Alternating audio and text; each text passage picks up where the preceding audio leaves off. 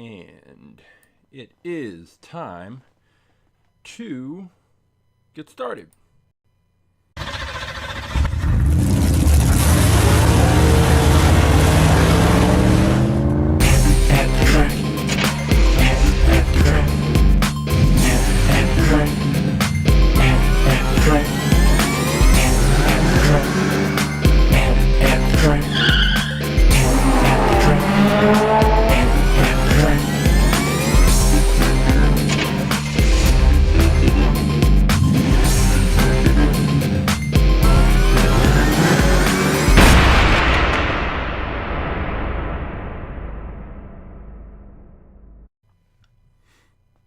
Hey, welcome to At the Track Live. I am Coach James. I am the creator of and lead instructor for All About Aerodynamics. What is All About Aerodynamics? Glad you asked, even if you didn't ask. All About Aerodynamics is a science program where I use Hot Wheels cars to teach kindergarten through 6th grade students about a range of science and physics related topics, including but not limited to friction, force, aerodynamics, drag, lift, Isaac Newton and his 3 laws of motion, kinetic energy, potential energy, elastic force, a range of topics. After we have covered all of the science and we have conducted experiments to drive home those concepts and ideas, then and only then do I bring in about 400 different Hot Wheels cars, and each student has the opportunity to select a Hot Wheels car they think would be fastest in a series of races based on everything that they have learned in the class. After they've selected their cars, they weigh their cars, they check the speed of their cars, they check the year the car was manufactured, the materials the car is made from, all of the information that they can observe.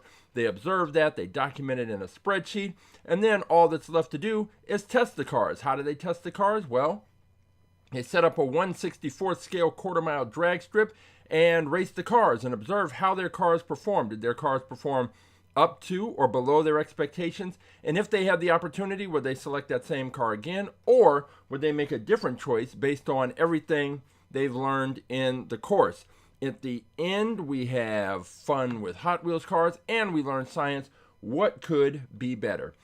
If you would like more information about our science program, All About Aerodynamics, all you have to do is go to our website, aaerodynamics.com, or you can follow us on Instagram, AAAerodynamics, and all the information that you will need is there in the bio, and you can contact me, and we can discuss how to bring our program to your school or your organization or your special event. But this is not all about aerodynamics. This is All About Aerodynamics presents At the Track Live. So what is At the Track Live? Well, before I can bring in all of those cars for the students to use, I have to make sure that I have them organized and cataloged and numbered. And basically, I have a ton of Hot Wheels cars in storage that have not been opened because until I catalog those cars, I can't put them into the fleet to have available for the students to use. So I have to make sure that I have them numbered. I have pictures. I have a little video taken of all the cars before I can put them into the fleet. At the Track Live gives me the opportunity to get that work done, and in a fun kind of way, at least fun for me. I can go into storage, grab those cars, we'll crack those open, do a little review, I'll get my picture, I will get my video, I'll enter that information into the spreadsheet, assign the car a number, and then it's all ready to go, all ready to be selected and picked. And right now we are up to 1,045 cars. We have 1,045 cars in our fleet that are cataloged and organized and ready to go. So what's going to happen is I'm going to grab some more cars out of storage. We're going to enter those into the fleet. So we will end up we'll end up at about 1,051 cars by today, 1,050, 1,051, somewhere in there.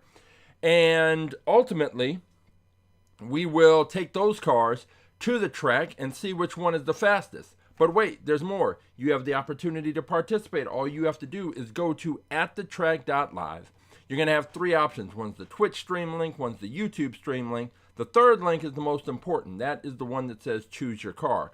When you select that option, you will be taken to this page, actually this series of pages now. And on this series of pages, you will be able to look through all of the cars that are currently in the All About Aerodynamics at the Track Live fleet.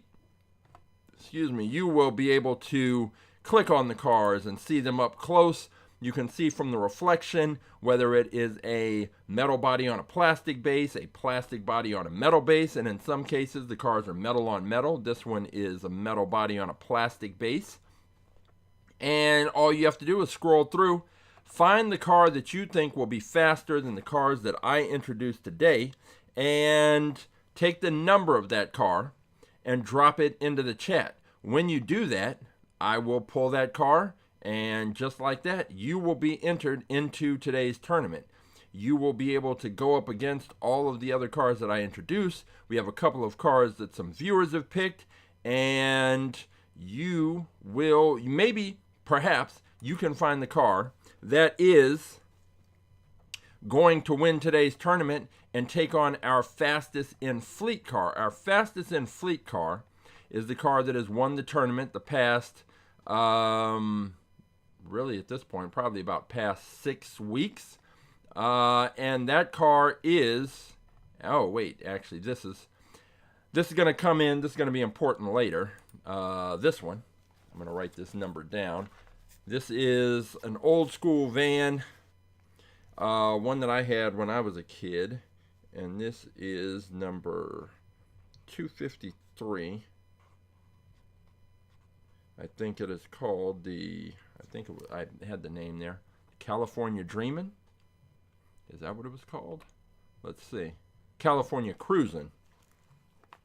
That is it, and that will, as I said, be important later. But you can find a car and you can challenge that one, the California Cruisin'. It won't be much of a challenge because that car, that van is all metal. It's old school. So when I was talking about metal on plastic or plastic on metal, this van is all metal and it is heavy. And on our track, heavy usually means slow. But we'll get to that later. Anyway, the car that wins today's tournament, it won't be this one, but whichever car it is will get an opportunity to take on our fastest in fleet car, which is and has been this one. The BlitzSpeeder. The BlitzSpeeder is the fastest Hot Wheels car, currently the fastest Hot Wheels car on the planet. It has not really had much competition on our track this last 6 weeks. I believe there was maybe one. There was a race, I think, last week or so that was close for the BlitzSpeeder, but it wasn't exactly close enough that the BlitzSpeeder was in any danger of losing its title as fastest in fleet car. So we are going to see today if we can find a car that is faster than the BlitzSpeeder. Last week, I brought in, there was a car that I'd picked up. It was the, I guess that was 2 weeks ago. The Acceleron, which is this car. The Acceleron. I picked that up specifically because it looked like the type of car that would be able to compete with the BlitzSpeeder, possibly beat the BlitzSpeeder, and take over as fastest in fleet champion. That did not happen. So the Acceleron is, it performed well, just not well enough. There was this one, the Twin Mill 3 Pantone Color Edition, and I thought that one just as well. I thought that one would be the one to take the BlitzSpeeder out. Turns out, not the case. So, we're still on the hunt, still looking. Sometimes we get surprises, certain cars that we didn't think much of sneak up and turn out to be pretty fast. Other times, it doesn't really work out. But we're going to find out today. And the fact is that of the we have 1,054 cars. The BlitzSpeeder has been our champion for about 6 weeks in this most recent run, but it has been the fastest in fleet champion for 4 different times. This is the 4th time. And because it's been champion 4 different times, that means that 3 times it's been beaten. And the fact is that we know which cars can beat it specifically. That's the Dogfighter, the Gazella R, although it came back and beat the Gazella R, so I don't know if that Gazella win was a fluke. But the Dogfighter, the Gazella R, and there was a Mercedes-Benz, I think it was a 500E that beat it. So it can be beaten. It's just a matter of trying to find the car that can beat it. And we've got all kinds of cars. We've got ID cars, which were Hot Wheels premium cars that had the little ID chip in the bottom to interact with the ID track and accessories. We've got character cars. We've got, Donut Drifter. We've got sort of standard cars, this custom Ford Maverick, a Nissan 300ZX twin turbo, Nissan Silvia, 49 Ford F1. And then we've got the character car, the fantasy cars, which are ones like this, the Epic Fast. I think this one raced, and I know that let me check the number. 423. This car may not have raced on the track. When we started at the Track Live, we started with car number 450. And so all the cars from 450 up to 1054 have raced on the track.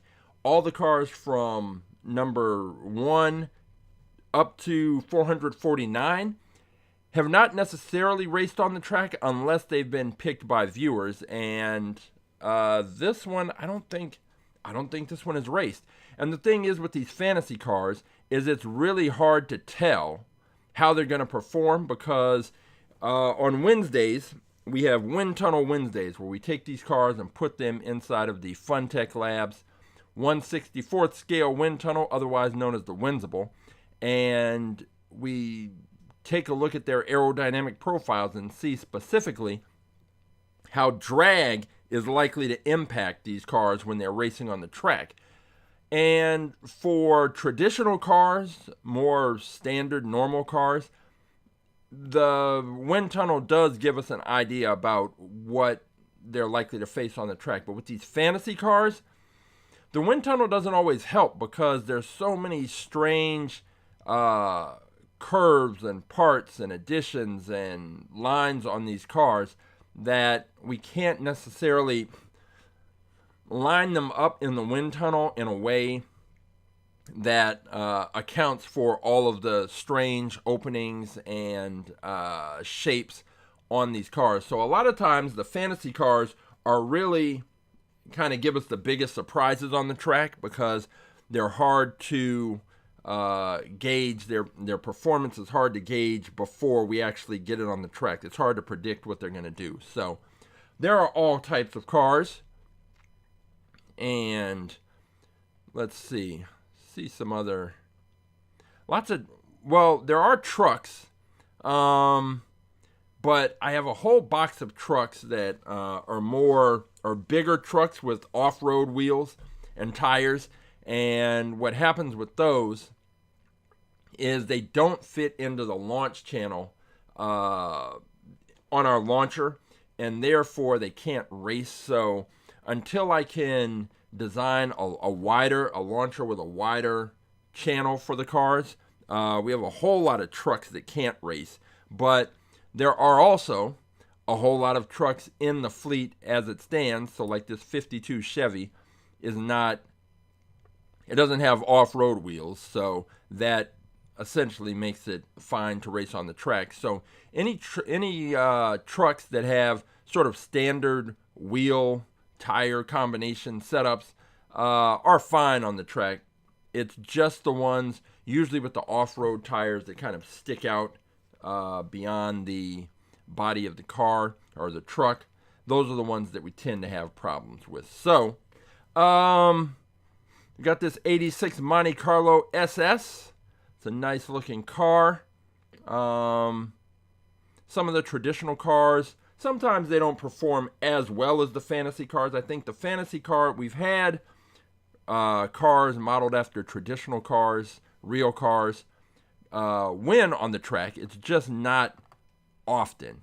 Most of the time, it is going to be it's been the fantasy cars that have taken the top spot. But we'll see what happens today as I go in and start to look at which cars we are going to introduce.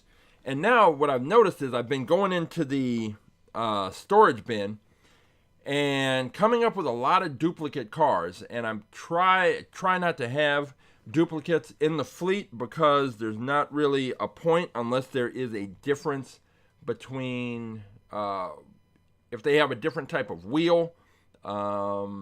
Usually that's the biggest difference, although sometimes what we had with the Amazon a couple of weeks ago is we had the exact same car. It was a duplicate, the same car, except one was a metal body on a plastic base and the other was a plastic body on a metal base. And that actually made a difference. It made a difference in the weight, and therefore that was a significant enough difference to justify having a duplicate car in the fleet. Most of the time, if we have a duplicate, it is going to be because the wheels are different. And,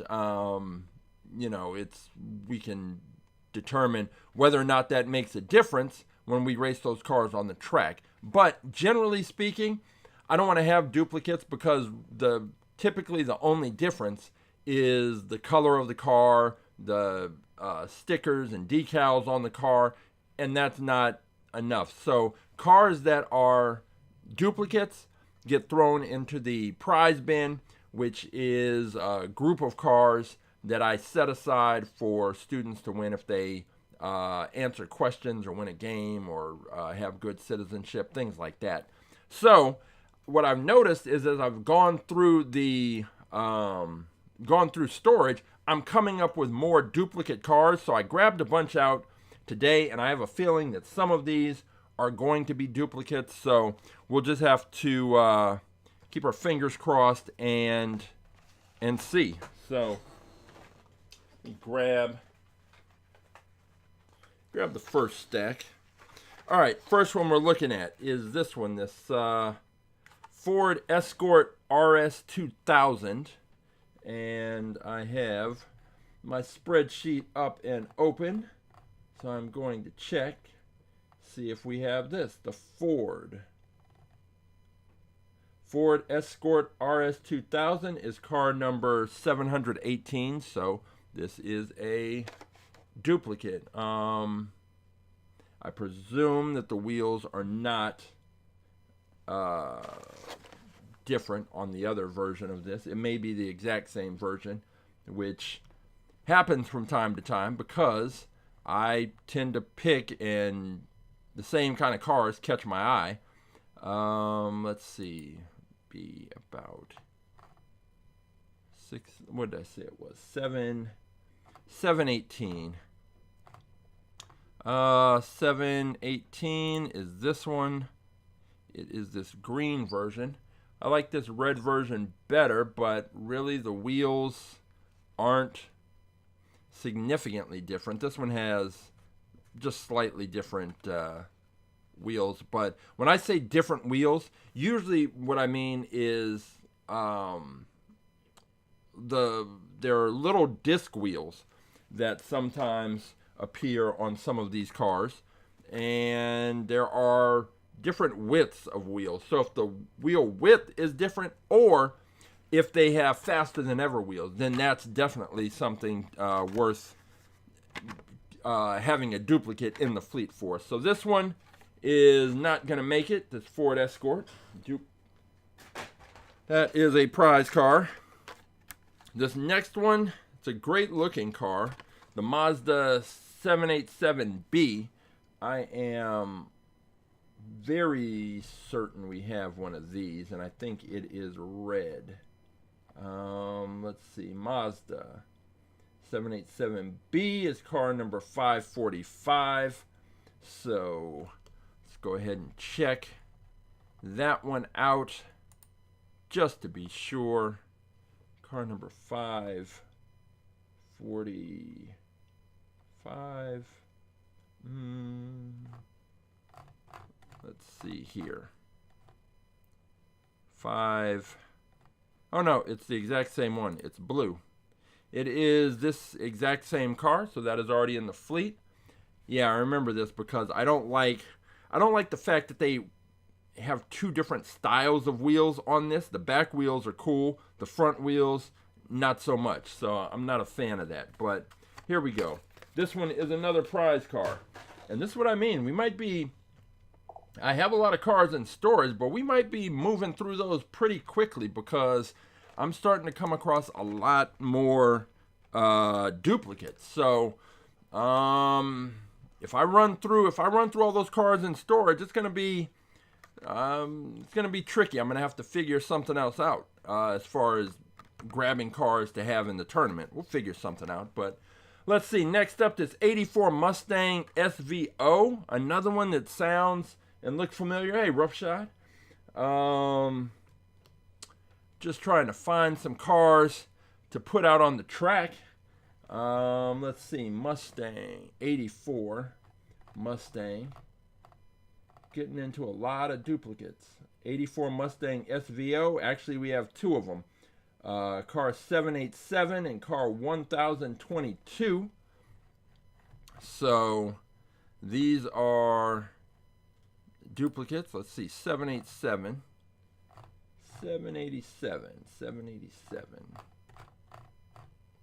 is, where is it? Oh, this one. Okay, wheels are different. But other than that, it looks to be the same. And then we have a different one that we put in there. Car number 1000. What did I say? 1022. So that's a pretty recent addition. And I'm wondering what. Oh, it's this one. Oh yeah, and this one actually did did pretty well. So this one, prize pick. Not starting off too good. Having a tough time finding cars to put in. All right. Nissan Z Proto. Do we have a Nissan Z Proto already in the fleet? Let's go ahead and check. Nissan Z Proto, car number 962. Let's see. It's getting tough. Getting tough out here trying to find these cars. I might have to really start hunting and or picking up more Matchbox cars. Oh, this is the exact same car. Right here, same car. All right, Nissan Proto, another prize car. I am not having much luck today. This next one up is one I know we have. I'm going to check to see if the wheels are different. The 71 Lamborghini Miura SV. And I am pretty certain we have one of these. 71.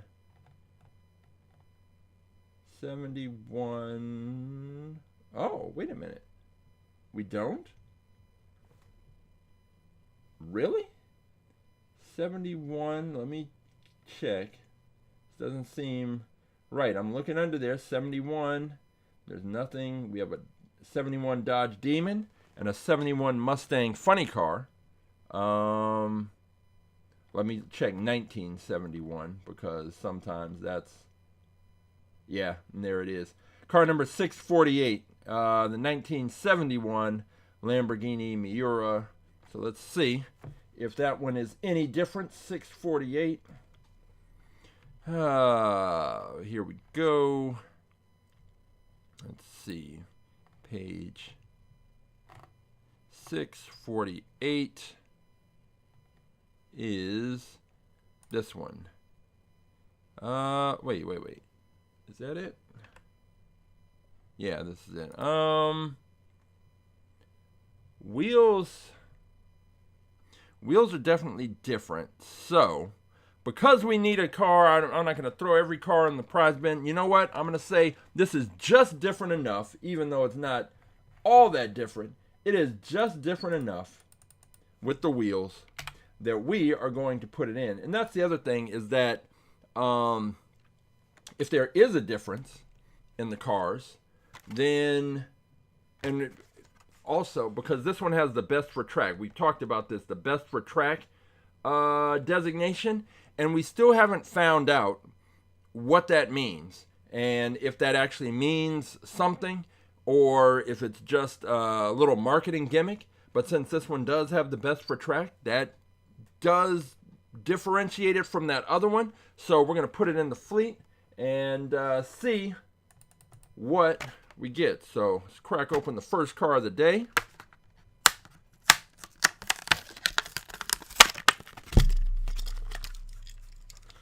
And check the weight. We know that the BlitzSpeeder is coming in at a nice 32.4 grams. This Lamborghini, the 71 Lamborghini Miura, is coming in at 29.6 grams. And switch over here and take a look at it. Now we'll see on the bottom here, it's got the little best for track symbol, the little logo right there. We still don't know what that means, but we're going to find out if this is going to be a car that can compete, that can challenge the BlitzSpeeder, can beat out the other cars that we introduce. We are introducing car number 1055. It's light, and cars in that 20 range, there is a point where cars can be too light, and we're going to find out if that is this car. And usually the cars that are too light, what happens with them is drag starts to slow them down. They slow down towards the back end of the track due to drag. Best for, put a little best for track thing on there. But with this car, the back end is flat. The windows, the side windows are open. And so we know from cars being in the wind tunnel that air does enter into those through those open windows, and whether or not that slows the car down is kind of an open question. But we know that it's definitely better if the window is going to be open. It's better if there is no back window or some way for the air that enters in through this window to escape out of the back of the car. But that is not the case with this one. Nice looking car. They put some, it's all orange, but they did put some details on the back, including the license plate, tail lights, little Lamborghini, some little badges on the back. So let's go ahead and get our still picture for car number 1046 added into the fleet. And it's an orange car, which I like. I like these orange cars. So we have one more, and we'll see what it does if not fastest, and best for track, what that actually means. And the thing is, so with faster than ever, that is specifically talking about the wheels on the car. and it's the wheel axle combination on Faster Than Ever cars is different. With the Best for Track, we'll have Best for Track cars with all different kinds of wheels. So it's not a wheel thing with the Best for Track cars. If it has something to do with the axles being nickel plated like the Faster Than Ever cars, then Hot Wheels and Mattel have not given us any of that information. 2017 is the manufacturing year on this one. And we have car number 1 for today, the Lamborghini Miura SV, Best for Track. And we're going to find out how good it is for the track. All right, we have that one. At least we found one. There's one other one that I definitely know is not already in the fleet, but let me grab another handful of cars. One of them I'm looking at, I absolutely know we have. Let's check this one out. This is a cool one. The Lamborghini Cyan FKP 37. I presume we've got this in there. There's so many Lamborghinis. Lamborghinis are like Batmobiles. We have more of those than almost any other car. We have a Lamborghini. What are we looking for with this one? The Cyan. Lamborghini Cyan FKP 37 is car number 827. Let's go ahead and see if it is this exact same car or not. Lamborghinis. Gotta love them. All right, 827. It is the exact same car. At least I have consistent taste, at least. I guess there's that to be said, but this is what we've got. All right, so this one is going to be a prize car, which I'm sure some student will love to pick that. Let's roll with and see if we can do anything with this one. A Chrysler Pacifica. And I don't know if we have one of these, but I will check. We have a Chrysler Pronto, and that's it.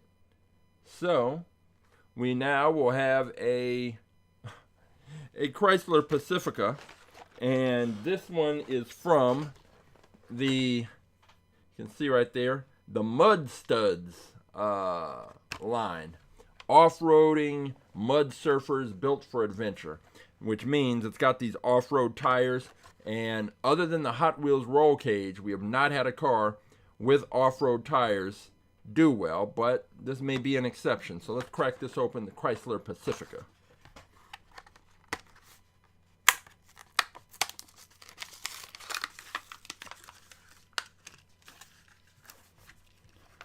All right, this one is weighing in at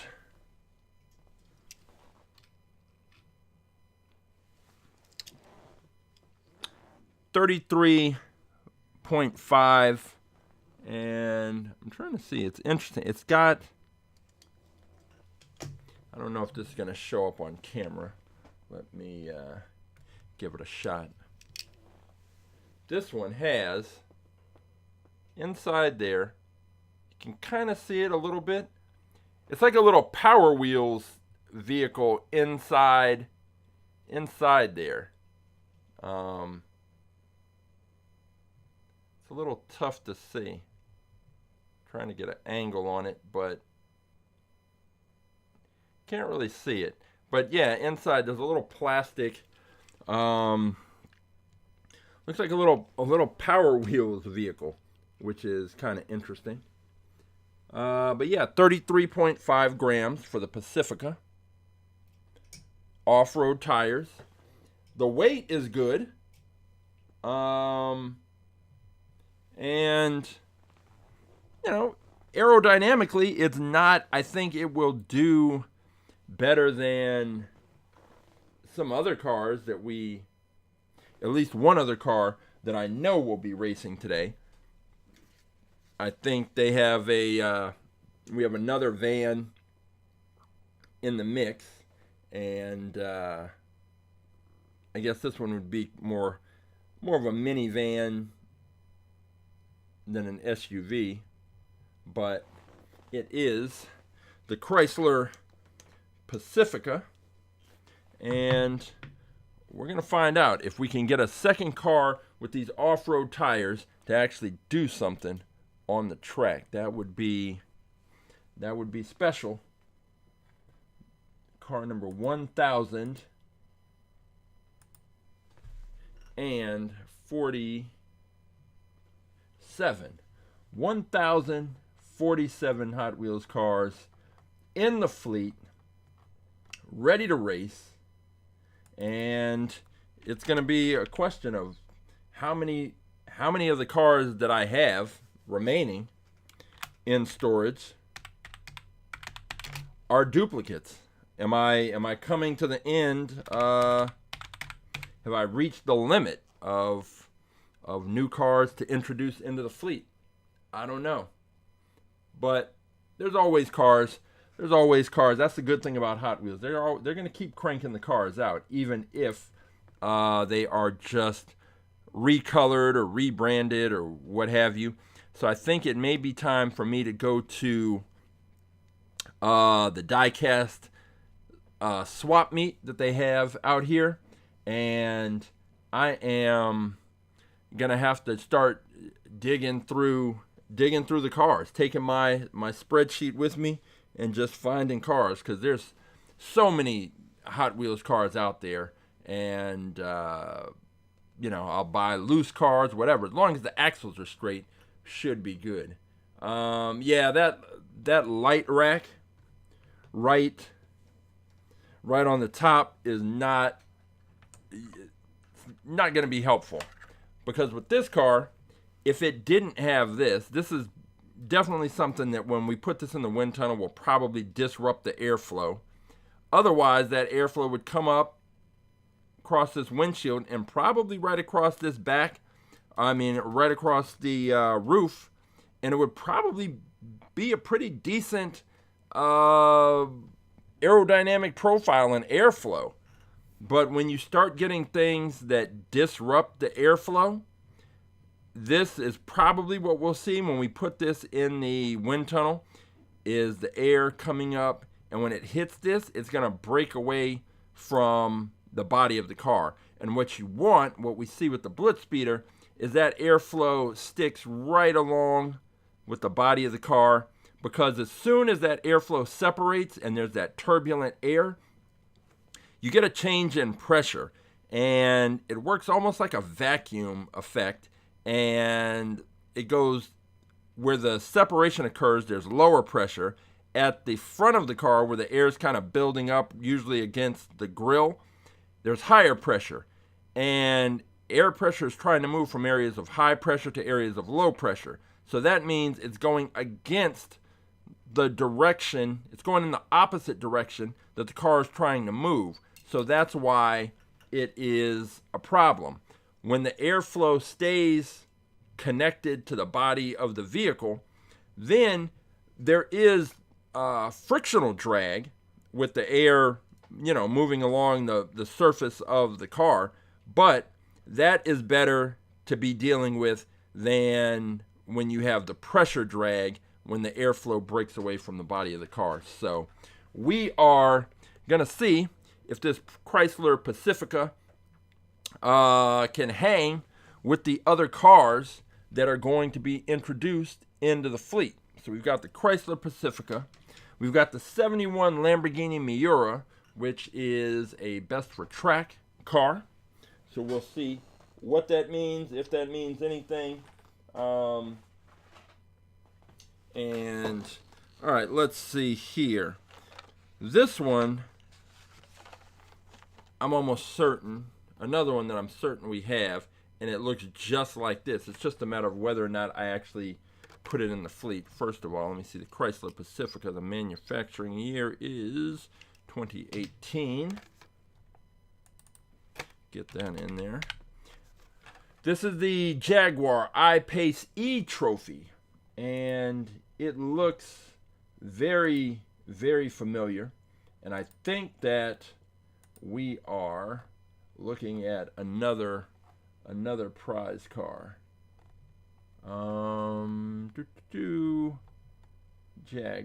Jaguar I-Pace E Trophy 705, and I'd bet money that this is exactly the same, like same color, same everything. Let's see, 705. It is right there. Yep, there it is, the Jaguar E Trophy. So this is another prize car. I mean, the prize car pile is getting bigger and bigger. But hey, it is what it is. Let's check out this one, the Cloud Cutter. Another one that I'm pretty sure it's kind of a fighter jet inspired car. I'm pretty sure we have one of these, because this looks like the kind of car that I would just think, oh, this car could be really fast on the track and do some damage. Yep, we have this one. This is car number 566. Let's check and see if there's any significant difference. 566. Maybe the wheels on the other one are different. Just got to check, especially after that Amazon had this. It was the same car, but it was metal on plastic instead of plastic on metal. So that made it significantly different. The Cloud Cutter, this one, is exactly the same as this one, except that one's a little more cool with the yellow and purple and the teal, and this one is green and black. So another prize car.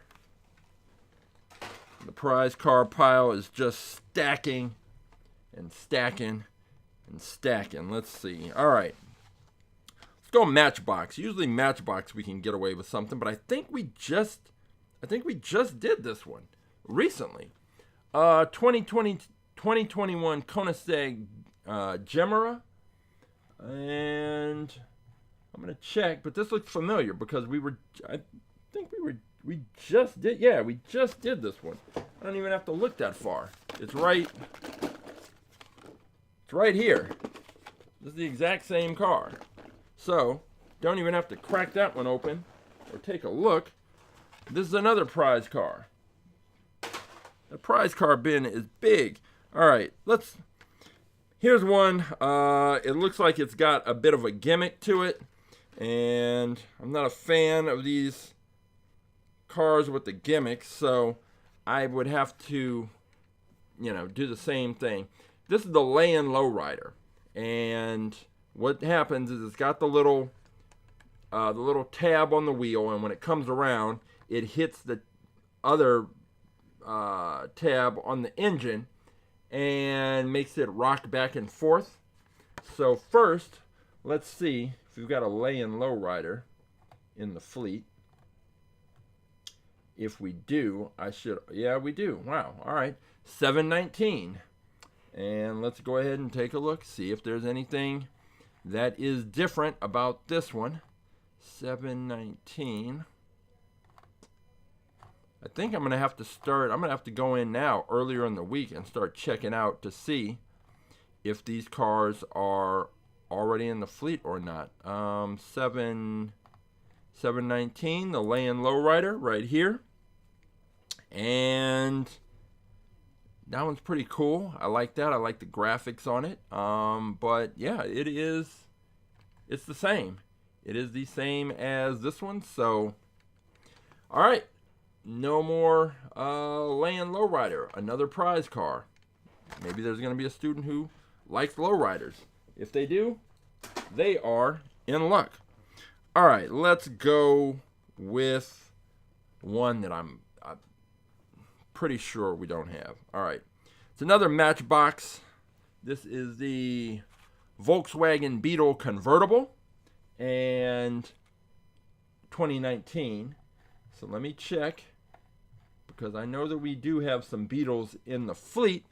We have an off-road Beetle. We have a regular Beetle. But do we have a 2019? We have a 2019 Audi R8 Spider, a 2019 Mazda, and let me just look under 19, because they do try to slide cars in there that way. Nope. All right, well, this one's going in. It is a Matchbox car, and I hate this whole packaging thing. This is just the artist rendition of the car.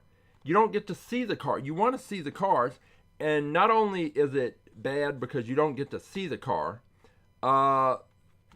in the store, these cars in these boxes are in a bigger box. So there's usually about about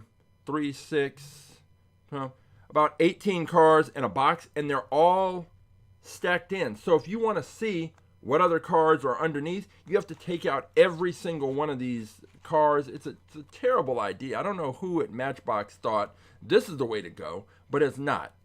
It's terrible. So let's crack this open and see what it actually looks like. Although I will say, Matchbox is pretty good about matching up the car to the picture. So I don't expect any big surprises, but here we go, right here. Pretty accurate. Pretty accurate. All right, let's see. This 2019 Volkswagen Beetle convertible weighs in at 24.8 grams. So this is very light car. And let's go ahead and take a look at this one here. It'll be interesting when we put this in the wind tunnel to see what happens with that air. Well, actually, we know what's going to happen. The air is going to come up over the front, hit that windshield, go up, and then just kind of do its thing, just tail off into the atmosphere. And that is not what you really want to see out of these cars if you want them to be fast. So this one's a light, and it's basically got a bad aerodynamic profile because that air is going to just be whipping off the top of that car right after it comes off the windshield. But we will see. This is the 2019 Volkswagen Beetle convertible. All right.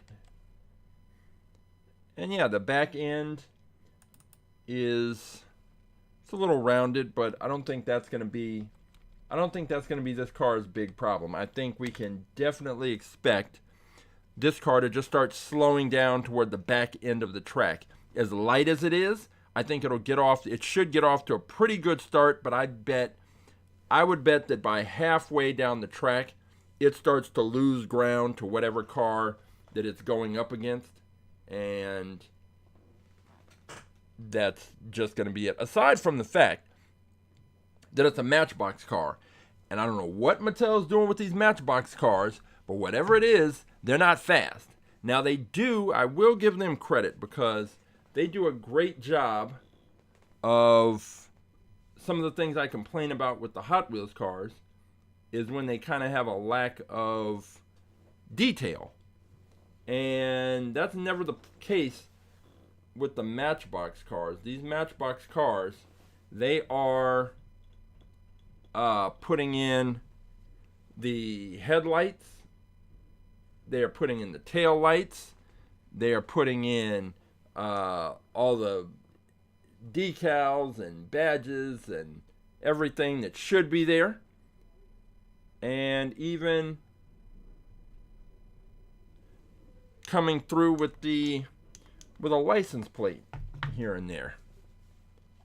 And let's see on this one, yeah, little old school California license plate there. VW Sunset. So that's a good looking car. There's never, I never have a problem with how the Matchbox cars look. It's just that we're trying to find fast cars. Like Tracy Chapman. We want a fast car.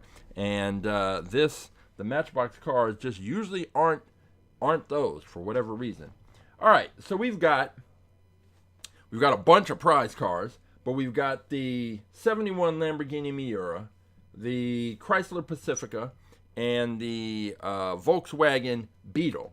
Now, this next car is one that I have a lot of these, and for whatever reason, I mean, they're, let me go back.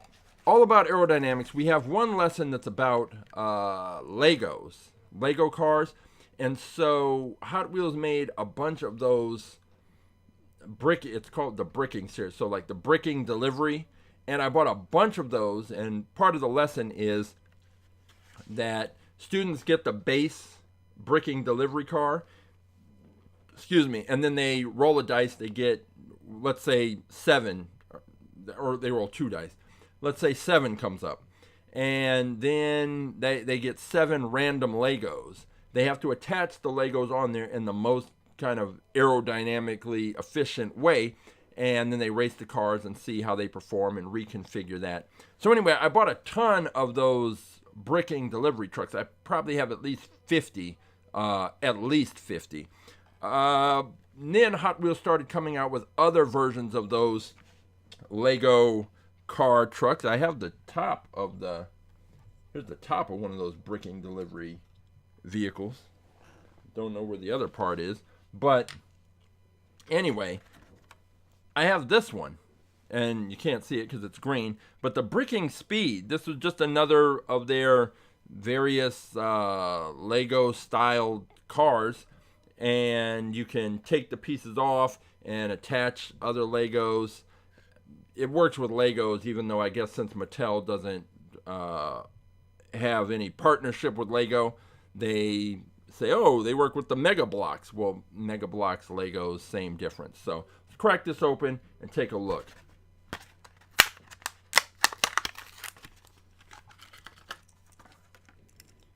So this bricking speed car, which is interesting because it weighs in at 29.9 grams.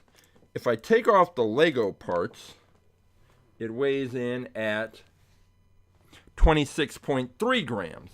But we're going to keep the Lego pieces attached. And go ahead and take a look at this thing. Switch over here. So this is it.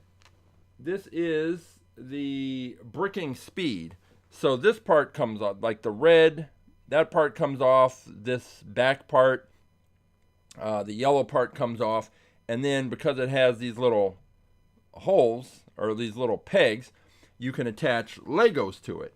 The bricking delivery truck is just a flat base, and I thought I had, oh, here it is. So this is the bricking delivery truck, is this one, and it's got the Velcro on it because we were doing an experiment, but essentially underneath those Velcro tabs, or those hook and loop tabs, or whatever they're called, there are the Lego pegs, and you can attach different pieces on there.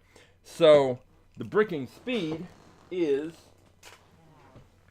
the race car version of this, and let me go ahead and get my still picture right now.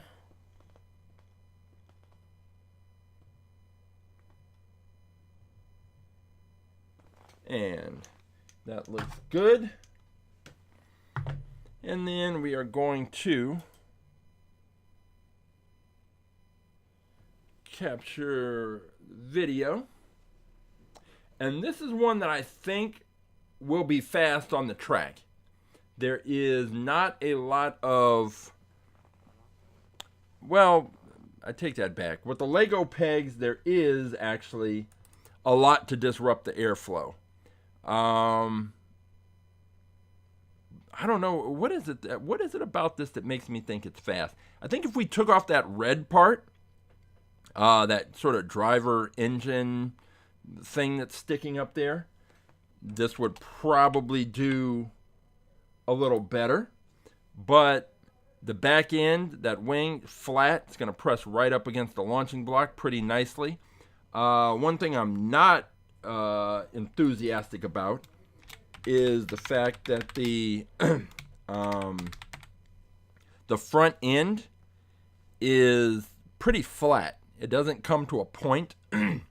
And because it doesn't come to a point, that is just an area where air is going to build up. As it comes around, you'll see that where the headlights are, that whole front grille is just it's just a rectangle, and then below that, it's got another kind of plate hanging down where the air is definitely going to push up against it. But I don't know, there's something about this that kind of makes me think it'll be fast on the track. I don't know. And then it would be interesting because you can take off these other parts.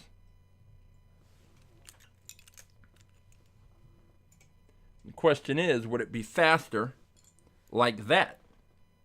And I'm sure I have another of these, so that might be just one more on the list of experiments to conduct, is to see if the bricking speed, which version is faster. Is it this version that's stripped down, or is it this version that has all of the parts attached? Well, this is the version we're going to be racing, but there is a chance that if I can find another one, that we'll race that and see what kind of results we get. I need to check the manufacturing year on that Beetle. It's 2019. And then this bricking speed, the manufacturing year is 2021. And it is a plastic body on a metal base. The bottom of that car is metal, so there is that. All right, let's see if we can find at least one more car to race today before we get to the viewer picks. And if you are just stumbling across this and you want to participate, just go to AtTheTrack.live, select the Choose Your Car tab, and you'll see all the cars listed. Just pick the car that you want and take the number, drop it in the chat. I'll pull the car, and we will be ready to go. You will be in the mix. All right.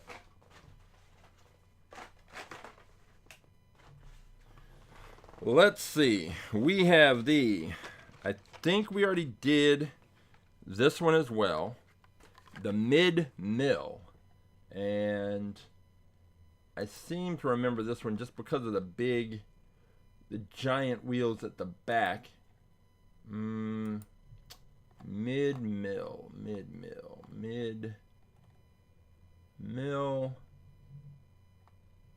Yep, mid-mill, car number 855. So that was not that long ago. Car number 855. Let's see. There may be a difference. The wheels, there's a chance the wheels could be different. Doubt it. 855 mid-mill. Nope, it is the exact same car, so that is a prize car. Next up, we have this DMC DeLorean, not to be confused with the Back to the Future Time Machine DeLorean. And I think we already have one of these as well. Let's see, DMC 711.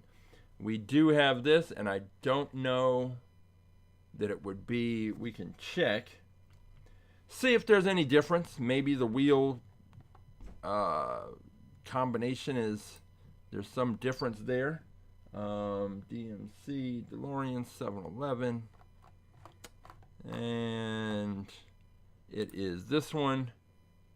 And there's not really a significant difference. I kind of like the color on this one better than that one, but same car essentially. So this is going to be a prize car.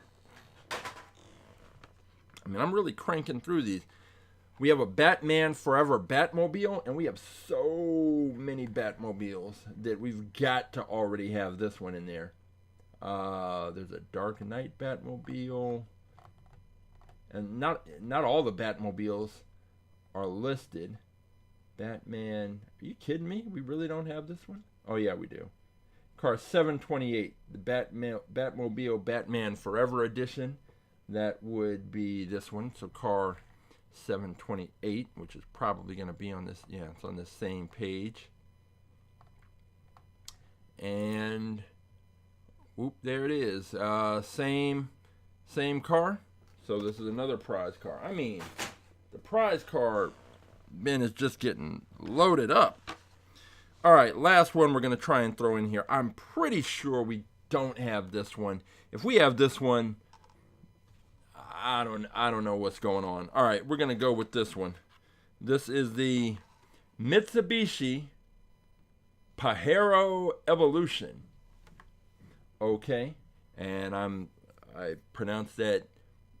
I don't know if this is supposed to be Spanish, Pajero Evolution, or if it's Pajero or whatever. Let's first see if we have it and then worry about the pronunciation later. Mitsubishi's.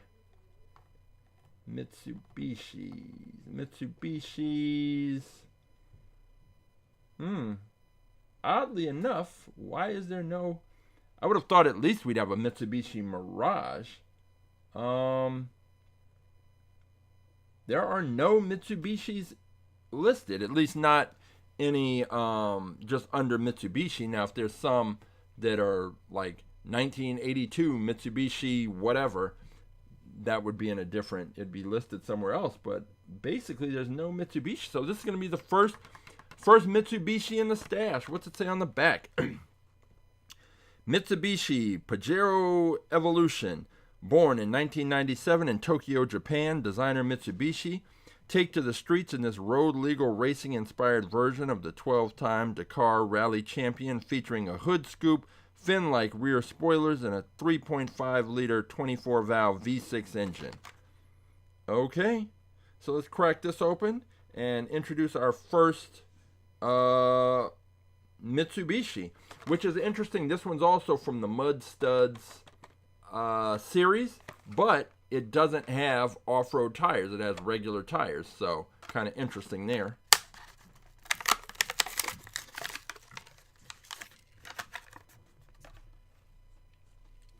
All right, let's see. What's this one weighing in at? Wheels seem a little wobbly, but hey. All right, this one's weighing in at 36.8 grams, and we will see if it is, let's see, the windows, I'm checking the windows. The windows on this one are up, which is good because it will prevent air from getting trapped inside there. So let's go ahead and grab this video. And it's a bit of a struggle. We got there. This is the Mitsubishi. I'm shocked we don't already have one. Pajero Evolution. And I'm presuming it's not Spanish, because why would it be? It's a Japanese car. So I don't know. We're just going to, for right now, it's going to be the Pajero. And if it performs well, then I'll have to go online and find out the actual pronunciation and name, but otherwise it is just going to be the Pajero, and if it doesn't do well, we'll probably never mention it again, because I don't think this is the kind of car that would otherwise get picked to race. So this may be the first and last time this thing shows up on the track. And if I ever have an all SUV set of races, this one would probably be in there and could possibly do well. Back end flat with the spare tire on the back, should press up pretty well right up against the launching block. Doesn't weigh all that much, but aerodynamically speaking, not the best profile. So I don't know that this car is really going to be much of a challenge. But it should. So we have that Chrysler Pacifica. It could maybe it could beat that one. And I think that's probably about it. That's probably about the limit on this. But you never know. We always get surprised, or regularly get surprised, so who knows. All right, so we've got our cars new to the fleet, all lined up, and all we have to do now is get to a couple of viewer-picked cars. And we have the first one, which is Roughshods picks. It was this one, the Turbulence. Let me check the weight on this car, because this is interesting, because this is metal on metal. And it's weighing in at a whopping 47.3 grams. This is it right here. The Turbulence. And it's a good looking car. And I think, other than the weight, well, I can't say other than the weight, because the weight's a big deal. It's 47 grams, whereas these other cars are in the 20s, the low 30s. So I think that's going to make a difference. We put this car in the wind tunnel, looked pretty good, didn't seem to have anything disrupting the airflow until the air got to this part of the driver's compartment right here in the back. But we will see, because we did have, just because the car is heavy, if the aerodynamic profile is good and right, then the car can still win on our track. And we saw that with that John Force Peak Antifreeze SS Camaro funny car that was from the Racing Champions series. It was heavy. It may have been 50, I think it was 54 grams.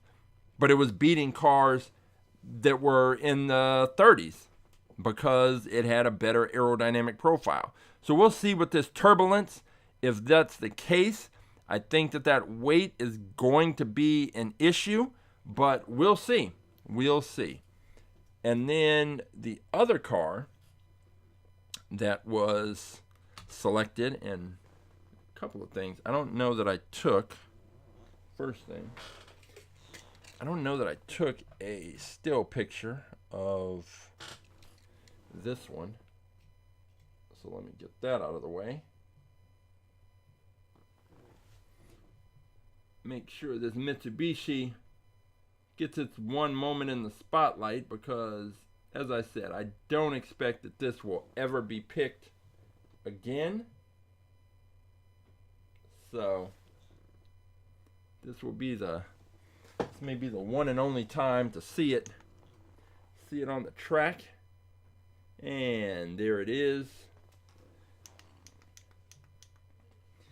So the other car that was picked, and he was quick to remind me, it's not a car, it is a van, and he is right. And that is Christopher's pick, which is this one. It is the A-Team van, the Vandura, the Hot Wheels version. I have a version from the 80s, which was made by a company called Ertl. And I have that one that one right here, it is the one that I had when I was a kid, and it did not. We already had an A-Team versus A-Team van race. We raced both of these cars, and I believe this was probably at least a good year or so ago. And the Hot Wheels version won. The Ertl version has, these were the wheels that it has, and they're not exactly built for speed. And yeah, this is what I had, because Ertl had the license to make A-Team related vehicles, and so that is what I had. What I told Christopher was I was going to, since we already had the A-Team versus A-Team van race, so was there another van matchup that we could have? And it turns out, like, I do have a couple of others. So this, I showed this on Wednesday. This van here, before I got the Ertl van, A-Team van, I had this one, and I decided I was going to make my own A-Team van. So I just took a black magic marker and colored this thing black. And it's over the years, the marker has kind of faded off, and I played with it, and it never really stayed on. But that was my attempt to make an A-Team van, because I didn't have one. And I don't even remember what this van originally looked like. You can see a little bit of the paint. There's a little red right in there and a little bit right there, but I don't know what it looked like. And I think if I used something, nail polish remover or something like that, to take the marker off, I think I would also probably take off whatever the paint was underneath. Anyway, can't race this because I played with this car a lot, and the axles bent. The wheels are just kind of barely hanging on. This van got put through its playground paces. I mean, just the wheels are just beat up, scratched. But that was the thing. Nobody that I ever knew when I was a kid, nobody kept their Hot Wheels cars in the packages, hung them on walls. And if that's what you do, hey, that's cool. But these cars were getting played with. They were getting run off ramps, down slides, in the street, just everywhere. So they're kind of beat up. And I have a lot of these cars left, or at least the ones that I have from when I was a kid. A lot of them I can't put on the track because they're just too beat up. So this is one. So this one can't race. But I did happen to have one that I didn't play with all that much. This is from a series that Kenner made called Fast Ones. And the thing with these cars is that they had a little license plate on the back. And this one is from New Mexico. And it's I had this, but it was never one of my favorite cars. And so I didn't play with it all that much.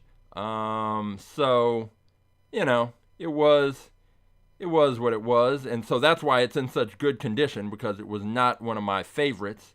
But I'm gonna grab this other van.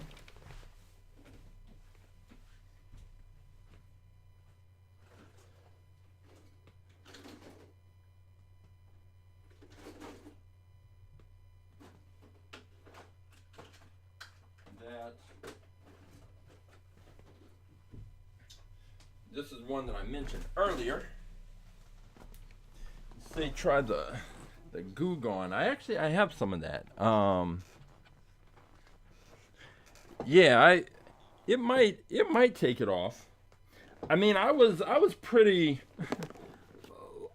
wild with the markers, because I also took the markers to this car because I was trying to make a little Knight Rider, a little kit car, because I didn't have one, but I had this. And I figured this is close enough, so I colored it, took the marker, colored it black. You can even see I tried to put a little, oh, let me get it in focus. You can see I put a little red right there at the front for the little kit light. And that was just what I did. I'm trying to think. There was another one when Return of the Jedi came out. I mean, I was wild with the markers here. So just another Hot Wheels. I don't know what I was trying to make with this one, but this one I took the marker to that.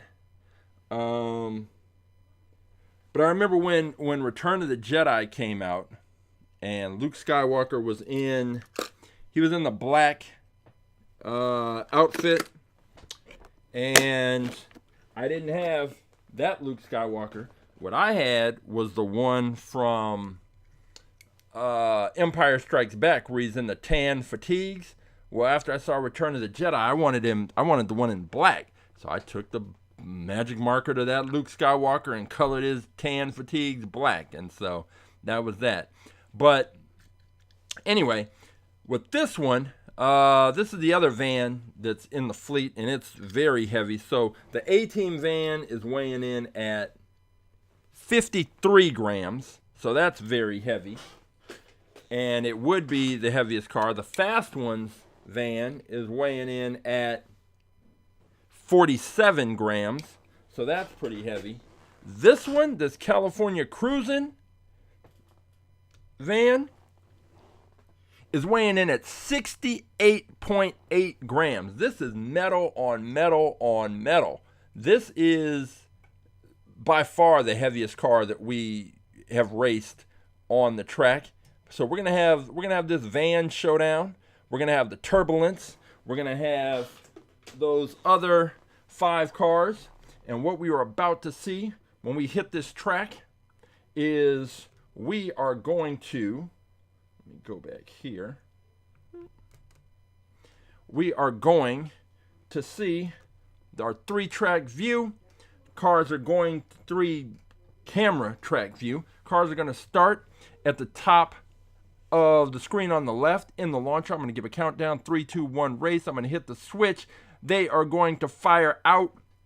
They're going to go from top to bottom, pass out of the bottom of the screen on the left, show up at the top of the screen in the middle, go from top to bottom, pass out of the bottom of the screen in the middle, show up at the top of the screen on the far right. Our finish line camera, come from top to bottom, cross the finish line, and the first car to cross the finish line will be indicated with a solid red light. A solid red light indicates the winning car. A flashing red light indicates the losing car.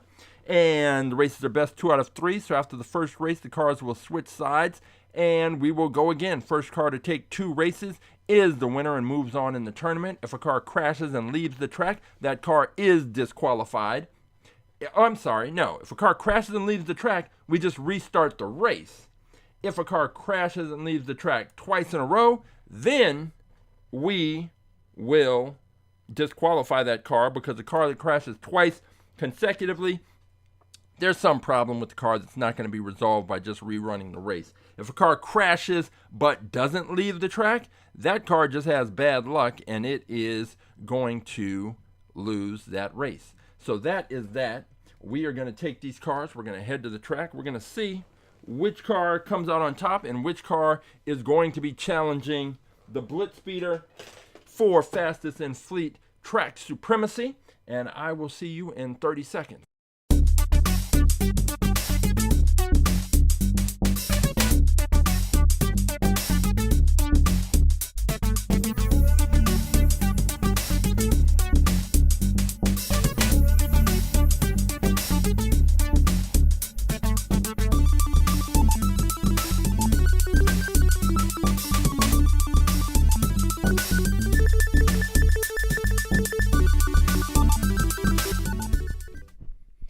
Yeah, you said it'll still beat the Grogu. That Grogu, I can't believe how slow that car was. That was ridiculously slow. Let me just check this audio. 1, 2. Yeah, that's good. All right, we have kind of interesting. I'm not really sure that I'm like, sometimes I'll look at the cars and I'll think, all right, I have a feeling that X car is going to challenge the BlitzSpeeder, and we could see something that really shakes up everything. But I'm not really feeling that. Not really feeling that way coming in. Maybe one of these cars just comes out of nowhere, but this is a really interesting and odd kind of bunch. Yeah, I think each car has its issues, whether it's weight, whether it's shape or design. But we're gonna get into it. So let's see. Let's go with that convertible VW against the what was it? The Mitsubishi Pajero. Let's see if it'll fit. Nope, we have to use the taller cover. But then if I'm gonna put that one, okay, we have to use our special hybrid cover. Make sure the Pajero will fit. It will. All right. So we're gonna have the Pajero versus the VW Beetle, and the Beetle will be in lane number 1. The Pajero will be in lane number 2. We got the Beetle, convertible, and I think when I say like each car has their little issues, with the Beetle, the fact that it's this convertible, I don't think that helps it. But we're going to see. We've got the Beetle in lane 1. We've got the Mitsubishi Pajero in lane 2. Race 1, here we go.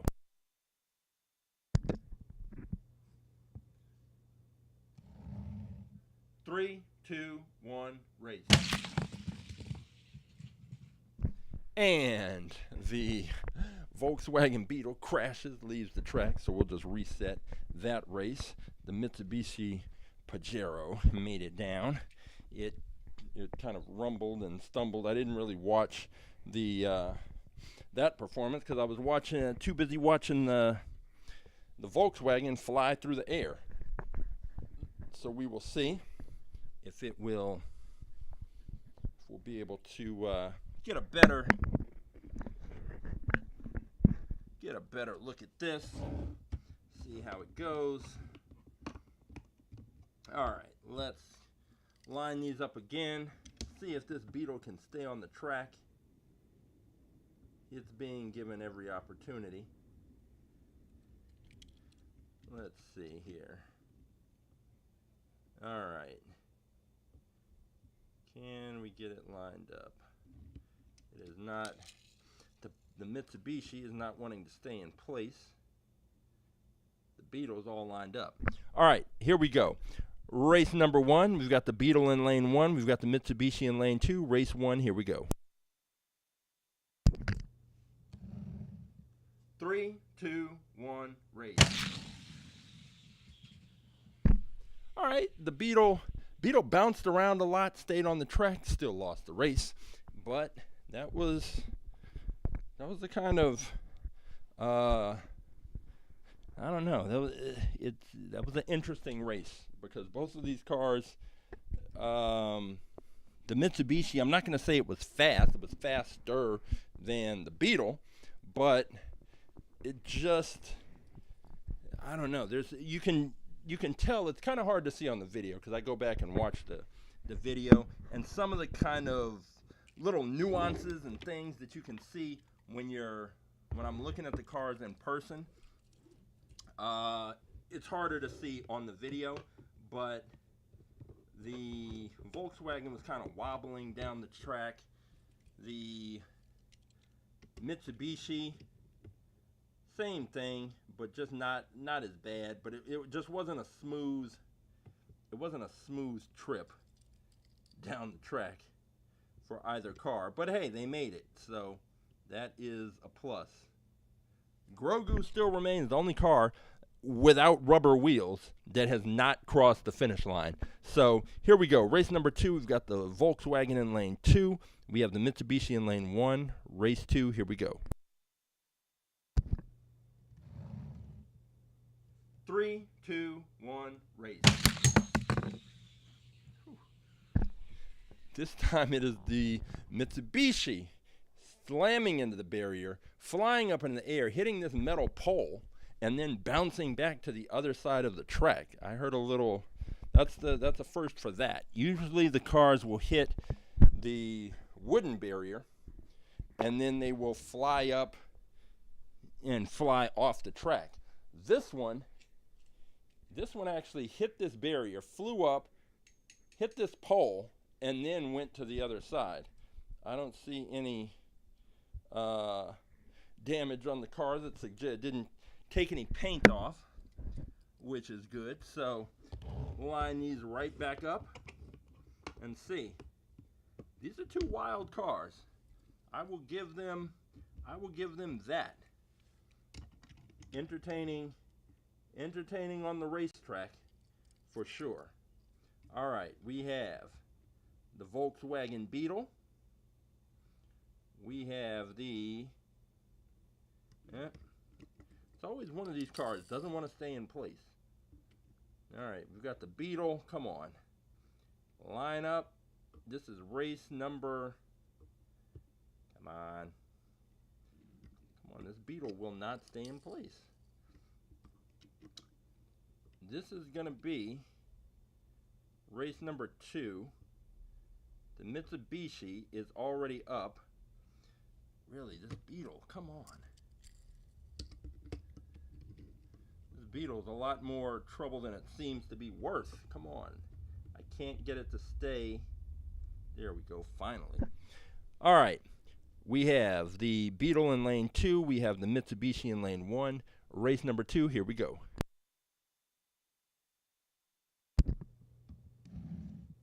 Three, 2, 1, race.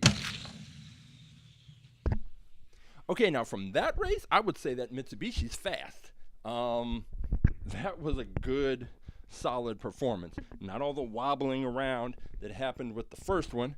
The Volkswagen, the Beetle, thank you for coming. And we'll see you back in the garage. Let's go with the Turbulence versus the Pacifica. And I think, once again, we're going to need the taller cover. Maybe not. Let's see. Yep, we are. All right, so we're going to go Turbulence versus Pacifica. And we will put the Pacifica in lane 1. And we're going to go with the Turbulence. The Turbulence is interesting because it's got a great aerodynamic profile, so it seems, but it's heavy. And what is that going to mean in the end? All right, we've got the Turbulence lane 2. We've got the Pacifica in lane 1. Race 1, here we go.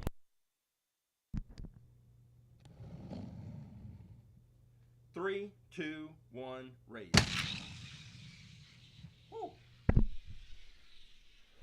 That was a good, close race, and the Turbulence pulled it out at the end. They seemed to be kind of neck and neck. Hey, Christopher.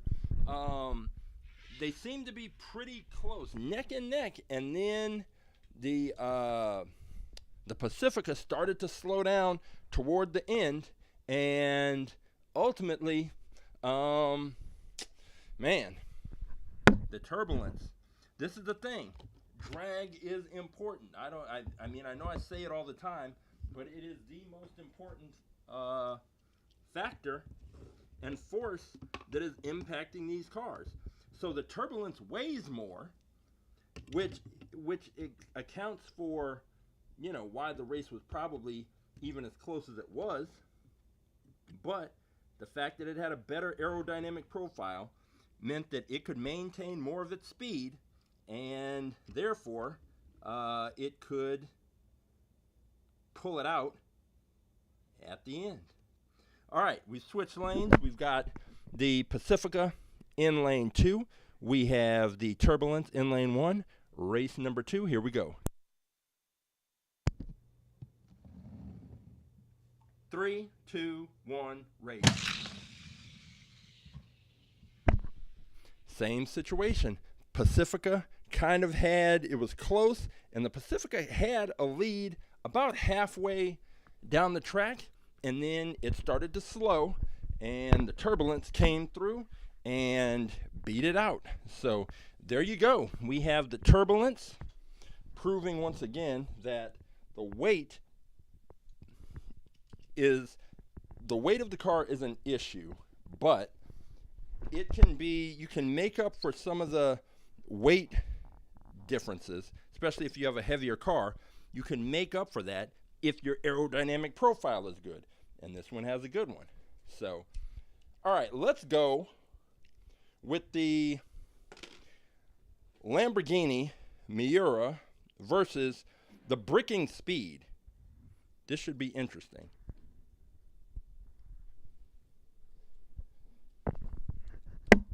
The Lamborghini Miura versus the bricking speed.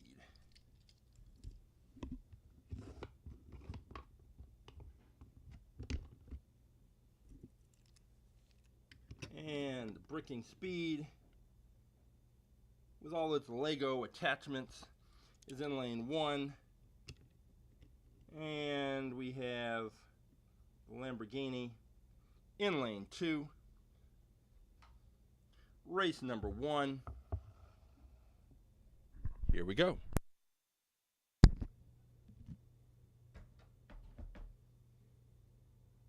Three, two, one, race. The bricking speed left its wing about a third of the way down the track and went on to lose the race. The wing just came off. I mean, just, you know, like, here you go. So that's a little interesting. But I think at some point, if I'm pretty sure I have another one of these. So I think, grab this one, I will have to do a bricking speed versus bricking speed race, one with the Lego parts, one without, and see how much of a difference that actually makes. Because this is kind of, now I've got my curiosity is up, and I'm wondering if the car would be better off without the Lego components. Even though the wing, you would usually think that'd be a good thing, and it's at least good enough because it presses up very nicely against the launching block. But that's about where the pluses end. So all right, we have switched lanes, and we now have the bricking speed. Oh no, I didn't switch the lanes properly. Let me switch it over again. I have the cars in the same lane. We've got the Lamborghini in lane 1 now, and we've got the bricking speed in lane 2. Race 2, here we go. 3, 2, 1, race. Oh. Okay. So now the bricking speed kept all its parts together and pieces on, and now it took that race. So I don't know what to make of that. That was very, very interesting. So the race where it dropped the piece, where the piece of the car fell off, it lost. It kept all its parts and pieces intact and was able to stay on the track. So all right, we're going to switch lanes. We're going to go to our third and final race between these two, and we're going to find out which of these cars is moving on. Is it going to be the bricking speed with its potential to lose parts along the way, or is it going to be this Lamborghini Miura, which has the best for track designation? We will find out. All right, we've got the bricking speed in lane 1. We've got the Lamborghini in lane 2. Race number 3. Here we go.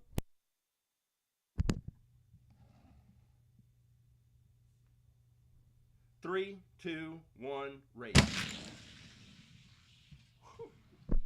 Once again, the bricking speed drops its wing in about the same place that it dropped it the last time, but this time it manages to keep its speed up and takes the race. So the bricking speed is going to go back to the garages, back to the pit area, and get its wing reattached, and it will prepare for the next round of races. Very interesting. It's just pieces falling off. It kind of reminds me of when the space shuttle is going up, and then it just lets the 2 rocket boosters go, and then the shuttle keeps going off into space. Let me attach this wing back on here, and yeah, I don't know. I thought it was a bad launch when the piece came off, but something about that lane 1, it just drops the piece, but it still won the race. All right, now we're going to get into our little van series, and we're going to take Christopher's pick of this A-Team van, and we're going to run that. First, we're going to run it up against that California Cruisin, that monstrous, what did I say this was, like 68 grams, something, this metal on metal, just monstrosity. We are going to run that race and see if the A-Team van, it should be able to take the race. Like, there's no question that if the A-Team van loses to this 68-pound California Cruisin van, that's an embarrassing performance. The only question I have is, can this 68-gram monster of a van make it down the track? And let me wait, the wire for the camera is in the way. Move that. Can this thing make it down the track, or is it gonna pull a Grogu? That is the only question. So we've got the A-Team van in lane 2. We have the California Cruisin 68-gram monster in lane 1. Race number 1, here we go.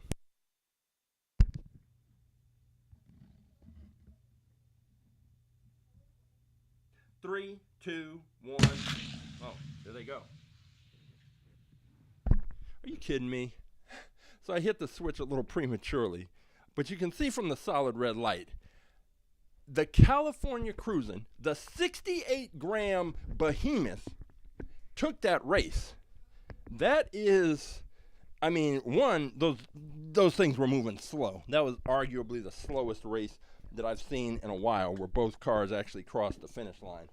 But the point remains, are you kidding me? This car, the heavy van took the race? Really? Okay, 68 grams. It's showing that weight is nothing but a number. We're going to see if that was a fluke. Maybe the A-Team van got a bad launch. Anything.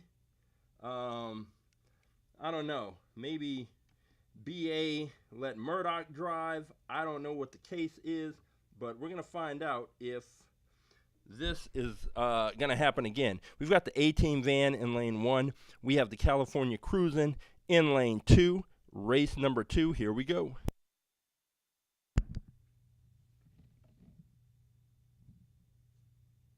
Three, 2, 1, race.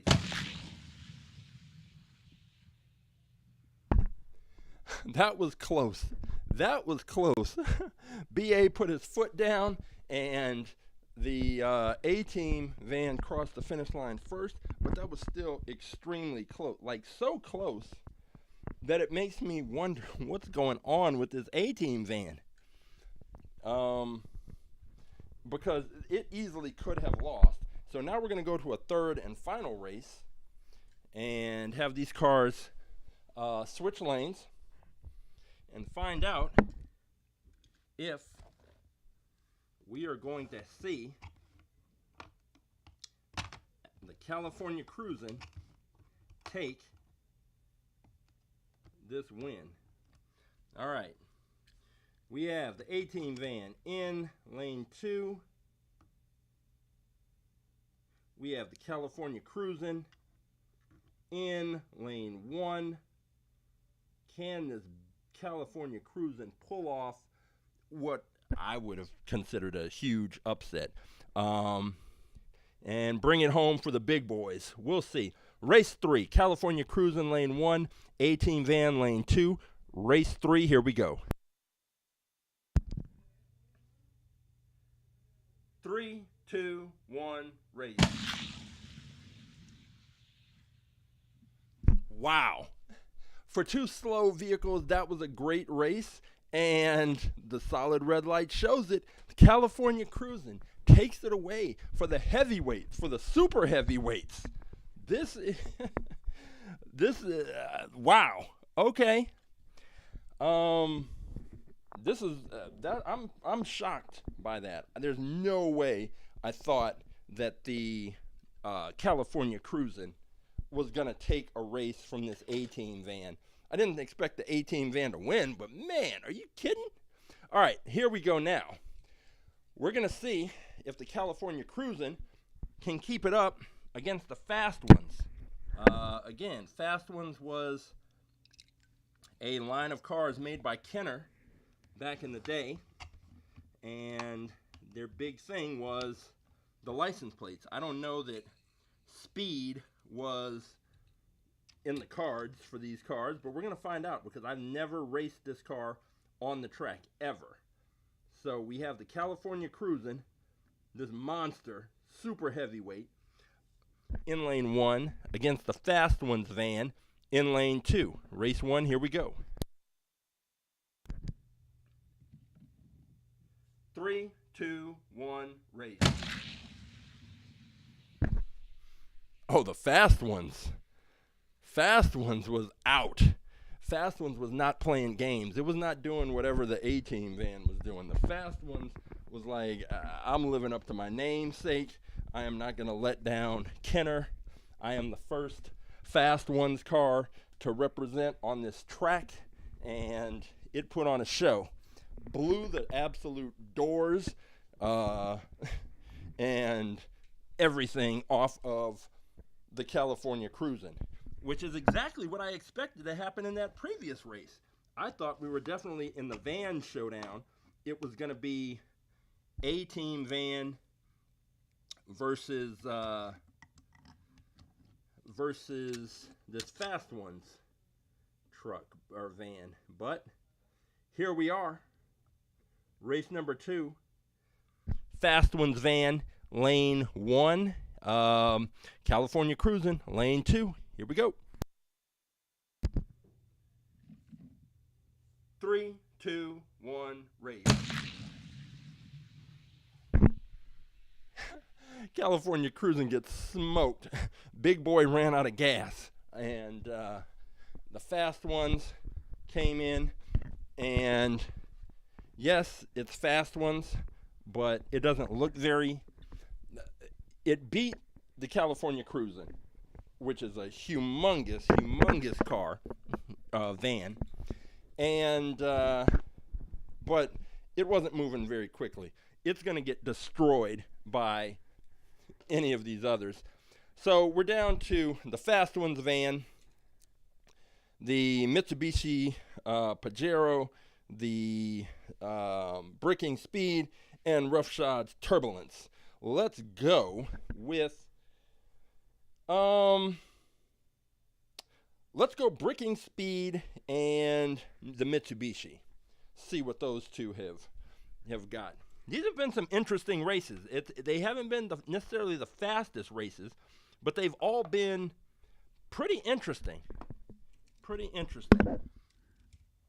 And let's see if we can finish up strong. Put the Mitsubishi in lane 2. Put the Bricking Speed in lane 1. And let's see, lane 1 is where both times it's been in lane 1.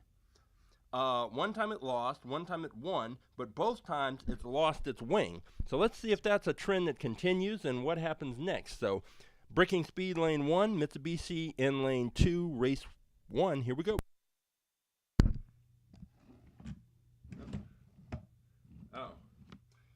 I forgot. The Mitsubishi is a little taller, so I need the taller, little hybrid cover to deal with that. Let me get these cars lined up once again.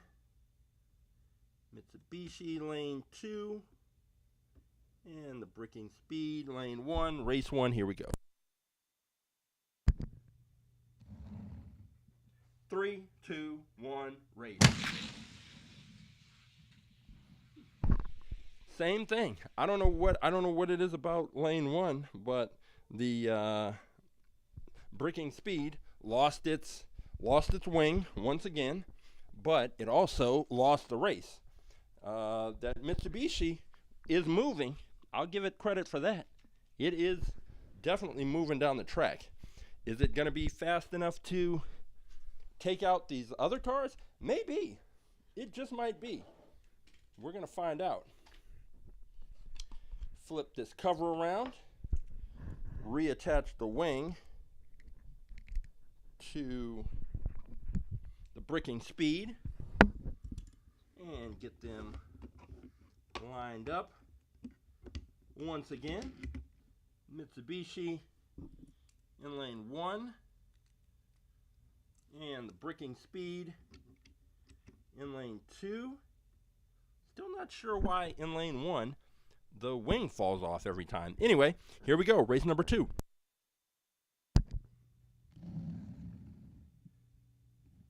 Three, 2, 1, race. The Mitsubishi blew it. Oh, how disrespectful. So the Mitsubishi crashed, went up on its roof, slid down the track, and stopped, as you can, see where it stopped. The bricking speed went on to beat it, hit the barrier, and then backed up down the track, stopping right beside it, almost like it's backing up to say, hey, you can't park here. But that is a loss for the Mitsubishi.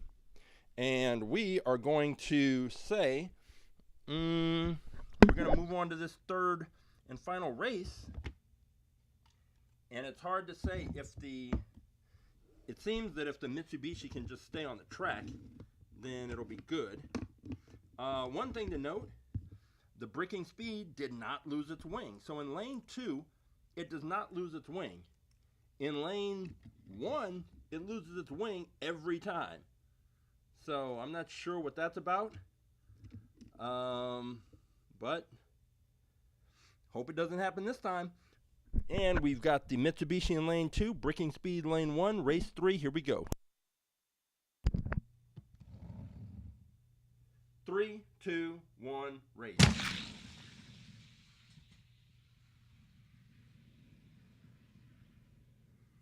Well, it lost its wing right on schedule. I'm wondering if the wing is clipping this the barrier. But the thing is, the barrier is the exact same width and in the exact same position on the left side, but nevertheless, it lost that race. It is out, and we are going to see which of these cars is going to take on the Mitsubishi in the final, and those two cars being the Turbulence or the Fast One's van. This is kind of interesting because the Turbulence is still heavy. Now, heavy is all relative. When we just had the California Cruisin in there, it's 68 grams. It makes the 47 grams or whatever it was for the Turbulence almost seem light and slim. But we know that that is pretty heavy on our track. When you're up in the 40s, that's a lot. So we're going to see how this all works out. Get these cars lined up. See if the fast ones, is it just fast enough to beat the really heavy van, or is it actually fast? We're going to find out.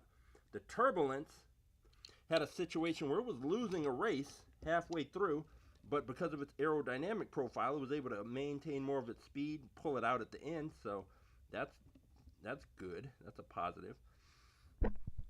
All right, we've got the Fast One's van in lane 2. We've got the Turbulence in lane 1. Race 1, here we go. 3, 2, 1, race.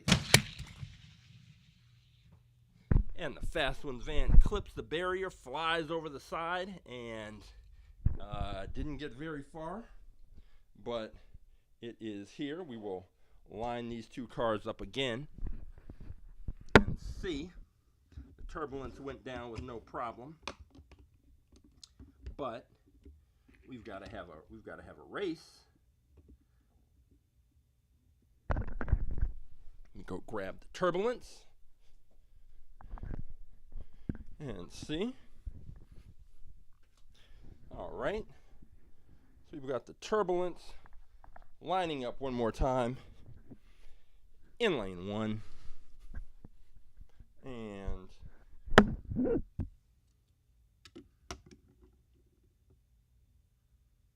is good. And we've got the Fast Ones van in lane 2. Race number 1, here we go. 3, 2, 1, race. Okay, this Fast Ones van crashed twice, 2 consecutive crashes, means a disqualification, but guess what? We're going to give it one last shot. One more shot to get down the track, because we know it can do it, because we saw it do it against the California Cruisin. And I'm kind of thinking that the thing where the reason why it's having problems is because it's too tall for the regular cover, a regular acrylic cover, but I think that this hybrid cover is maybe a little too tall for it, and therefore it's got a little extra room to maneuver, and that is leading to these crashes. So if it crashes this third time, it's toast, it's done, and we will be moving on. But here we go. Third time's the charm. We've got the Fast Ones van in lane 2, the Mitsubishi Pajero in lane 1, and here we go, race 1. 3, 2, 1, race. Oh, wait, what am I talking about? That was, I have no idea what I was doing. It's supposed to be the Turbulence, and so what actually happened is, so first of all, first problem, the Fast Ones van actually didn't crash, but since I put the Pajero in lane 1 instead of the Turbulence, the Pajero got stuck, and it was just a mess. That was 100% on me. I don't know what I was thinking. I guess I was looking ahead to a different matchup. All right, let's get this worked out properly this time. All right, no more crashes, no more mishaps. The Turbulence is in lane 1. We are putting the Fast Ones van in lane 2. And we are going to try and have a race where the Fast Ones van stays on the track. If it crashes again, that's it. It's a wrap. It's over. All right, here we go. Fast Ones, lane 2. Turbulence, lane 1. Race number 1, here we go. 3, 2, 1, race. Wow. Fast Ones van took it. That's not what I expected to happen. The Fast Ones van had a very smooth run, and I don't know. It does that one more time. Who knows? Now, it's kind of interesting because I gave the Fast Ones van, I gave it a chance. I gave it a third chance just because. Really, it was because we knew that it could make it down the track. So, you know, when you have to use these special acrylic covers, I give the cars a little bit more leeway because, you know, it's a different situation, and it's not just the standard racing setup that we're looking at. All right, here we go. We've got the Let's get it locked in there. This Fast Ones this van is just causing a lot of headaches as far as the launch situation. Come on, stay put. These cars. It's got these strange little ridges on the wheel, right, going right down the middle like a seam. And that seems to be kind of throwing off the car's balance. But, all right, it's in there now. We have the Fast Ones van, lane 1. We have the Turbulence in lane 2. Race number 2, here we go. 3, 2, 1, race. Turbulence takes it. We are going to race number 3. And we're going to see which of these cars is going to move on and take on the Mitsubishi in the finals. Is it going to be the Turbulence Roughshods pick, or is it going to be the Kenner Fast Ones van? The first Fast Ones car to ever race on our track. And it is coming down to the wire. We've got the Turbulence back in lane 1. We have the van in lane 2. Race 3, here we go. 3, 2, 1, race. Fast Ones van took it with absolute total ease and is going to be representing in the finals, the strangest final. Like, I didn't see this coming at all.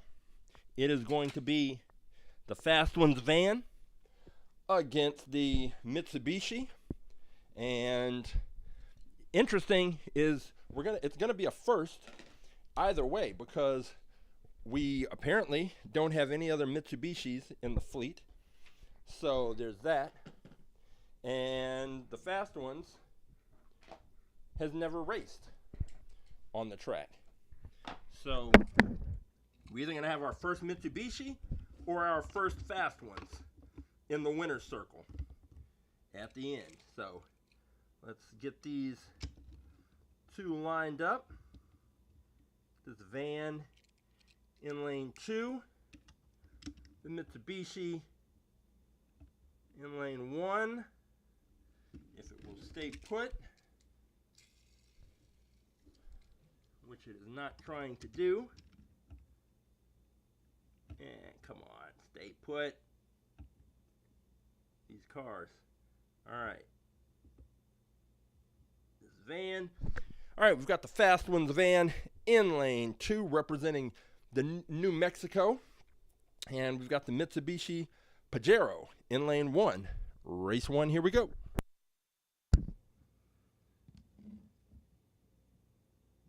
3, 2, 1, race. And of course the Mitsubishi crashes. There have been more crashes today out of these cars than we usually see. We usually will get a crash or two, but today's been a little bit different. Where is Fast Ones? I mean, this Fast Ones van has crashed a couple of times. The Mitsubishi's crashed. The bricking speed was losing parts right out of the gate. It's been a very interesting race day. Let me get these lined up again. See if this Pajero can stay on the track. And here we go. Pajero lane 1. Fast Ones van lane 2. Race 1. 3, 2, 1, race. Fast Ones smokes the Pajero. And if that, I didn't see that the Pajero got any kind of bad launch. And if that's the case, the Fast Ones living up to the name. And it only has to take one more race. And then what it's going to make me do is go digging around and see if I can find any of the other Fast Ones cars, because there may be something here. So I thought that the Fast Ones cars were just, you know, they have the name, but the whole premise was about the wheels. I'm sorry, about the license plates. That was the big kind of selling point with those. It wasn't that they were actually faster, but maybe it was, and I just don't remember.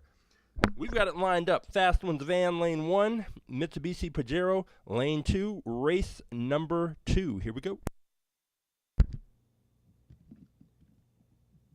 3, 2, 1, race. Much, much, much, much closer race. Solid red light tells the tale. The Mitsubishi Pajero is today's champion. It came out of nowhere.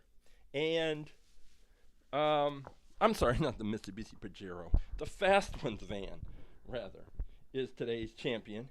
It came out of nowhere. It wasn't going to race. The only reason that the Fast Ones van raced, ironically, is because Christopher picked the A-Team van. If he hadn't picked the A-Team van, I wouldn't have gone around looking for other vans to race against it. So that's how this one showed up. But now it's going to be a whole different thing, a whole different level, a whole other kind of problem, because now the Fast Ones van gets to go up against the BlitzSpeeder. And this is what we are going to see next.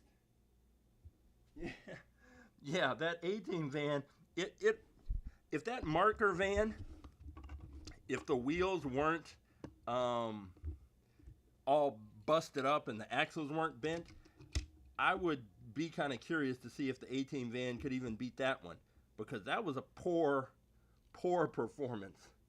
But let's see what happens now. We've got the BlitzSpeeder, the absolute fastest in fleet car. It is a 4-time champion. It is going up for the first time against a Fast Ones car, the first Fast Ones car to ever race on the track. And this is it. The Fast Ones van is in lane 2. The BlitzSpeeder is in lane 1. Race 1, fastest in fleet title on the line. Here we go.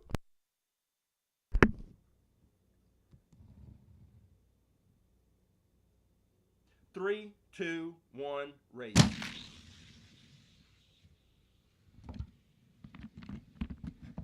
And while the BlitzSpeeder did its thing, this Fast Ones truck, van, it messed up and went up on the center barrier and ended up getting wedged into the launcher. So it never even got past the acrylic launcher because it kind of wedged itself into place. So, okay, that's another thing that I've never seen before. Oh yeah, Christopher, we raced the A-Team van. The A-Team van lost to the California Cruisin van, which weighed in at a massive 68 grams. It is the heaviest car that we have ever had on the track, and that A-Team van could not beat it. You'll have to see it on the replay, but yeah, we did that race, and it was a shocking result. Okay, here we go. So the Fast Ones van is in lane 2. BlitzSpeeder's in lane 1. Race 1, here we go.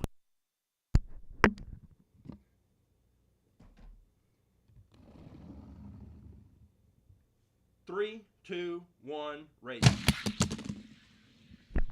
Now it's the BlitzSpeeder that crashes. I don't know what's going on today. Today has not been a good day for solid launches. But again, the BlitzSpeeder is we're using the hybrid cover, which works pretty well. It does what it's supposed to do, but we're just seeing a disproportionate number of crashes. Now, I will say this, the Fast Ones van did not come out of the launcher with a lot of speed, and had the BlitzSpeeder stayed on the track, it would have destroyed the Fast Ones van, but it didn't, so it doesn't matter. We're restarting the race. All right, Fast Ones had a chance to crash. BlitzSpeeder had a chance to crash. Let's get a good, solid race out of these two. BlitzSpeeder lane 1, Fast Ones van lane 2. Race 1, here we go. 3, 2, 1, race. BlitzSpeeder obliterates the Fast One. Not even kind of, almost, even a little close. But we will put the Fast Ones van in lane 2. It's a formality. We have to go through the motions. We have to check all the boxes and make sure we've done our part before we call a car DOA. But this is, we settle things on the track, and stranger things have happened. Well, no, nothing stranger than a van coming out of nowhere to beat the BlitzSpeeder has happened. But strange things have happened, just not that. And I don't expect there to be a start right now. We are lined up, got the Fast Ones van in lane 1. We've got the BlitzSpeeder in lane 2. Race 2, here we go. 3, 2, 1, race. You know what? Fast Ones van got beaten pretty easily and handily in that race, but I will give it credit because it kind of hung in. It was a little closer than I would have expected it to be at that point. So let me grab these cars, head back into the garage, and we will see what we've got. Take a look at some of the strange things that happen and what's coming up. I'll be right back.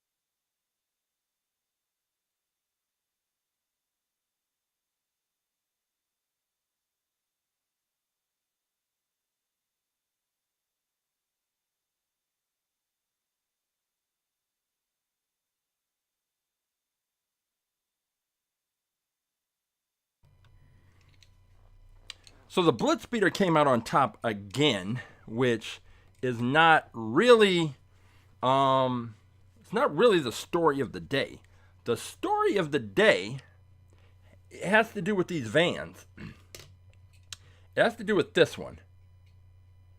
This Kenner Fast Ones van that, again, it wouldn't have been picked except that Christopher picked the A-Team van. So I was just looking for vans to go out and race against this one. And I'm looking in here. I don't see, I'm pretty sure I have another Fast Ones car, but I don't know where it is. But anyway, this one got to the finals. I'm not only got to the finals, it won today's tournament. This van. So, as unaerodynamic as it is, it weighs in at 46.9 grams, so it's heavy, and it won. And so then when we look at it against, say, the Turbulence, the Turbulence was in that same 40 plus range, but this is it. The Fast Ones, Kenner Fast Ones van, this 4x4. That one. But the real shocking story of the day is this one. That this 68.9 gram monster, the California Cruisin, beat out the A-Team van 2 out of 3 races, which is just pretty remarkable and unbelievable. The A-Team van weighs in at 53 grams. So this one is 15 grams heavier and still beat it out, which suggests that A-Team van has got some issues and some problems. That was pretty surprising because this is absolutely the heaviest car in the fleet without question. It is the heaviest, and the fact that it won those races is pretty. That was the biggest surprise of the day. Metal on metal, 68 grams, beat out the A-Team van, and then came back and ultimately lost because no 68 gram vehicle is going to end up at the end of the day as the champion unless it's racing a bunch of 80 gram vehicles. We had a lot of crashes, but I think some of that was due to the fact that some of these cars were really light, like that Mitsubishi, that Pajero was pretty light. Oh, actually, no, it wasn't. 36.7 grams. But when we had to use that, when I have to switch over and have that acrylic cover, the one that has one side taller and one side lower, it's a better solution than what we had before, but it's not a perfect solution when you have one tall car and one shorter car. And I think the best situation is when both cars are the same height and can use either the short acrylic cover or the tall acrylic cover. When we have to switch to that hybrid one, sometimes we get some funny results, but at the end of the day, the BlitzSpeeder is still our fastest in fleet car. It is the car that is the one to beat, and we are going to be back here next Saturday trying to beat that car. I see Christopher's already got some cars that he wants to take a look at on Wednesday. And so Wind Tunnel Wednesday, 4 p.m. Pacific on Instagram, YouTube, and Twitch. We're putting the cars in the wind tunnel, taking a look at their aerodynamic profiles and seeing how that transfers to their performance on the track. We're going to take some of the cars we saw today, put those in the wind tunnel, and see how their performance on the track relates to what we see in the wind tunnel.